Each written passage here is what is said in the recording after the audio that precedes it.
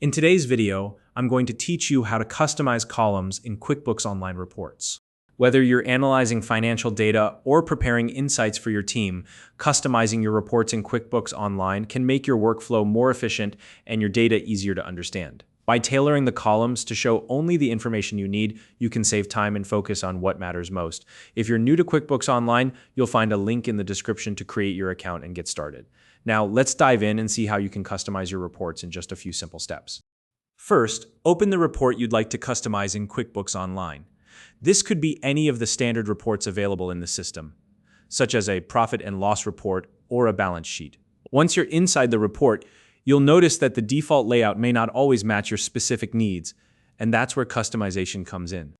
Next, look toward the top left corner of the report where you'll find the Columns option. Click on it to access the list of all available columns for that particular report.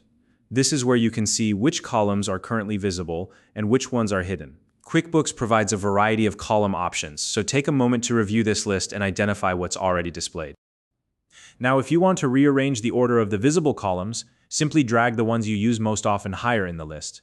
This will move them closer to the left edge of the report, making them more accessible and prominent. For example, if you frequently reference transaction dates or amounts, you can prioritize those columns to appear first. If there are columns currently displayed that you don't find useful for your analysis, you can deselect them to remove them from the report. This helps declutter the layout and ensures you're only working with relevant data. On the other hand, if you realize you need more context or additional information, you can select extra columns from the list to include them in your report.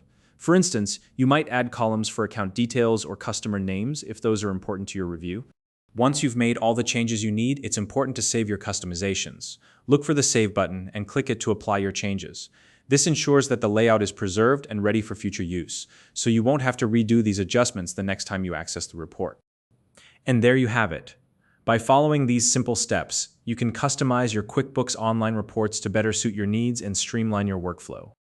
If you found this video helpful, please like and subscribe.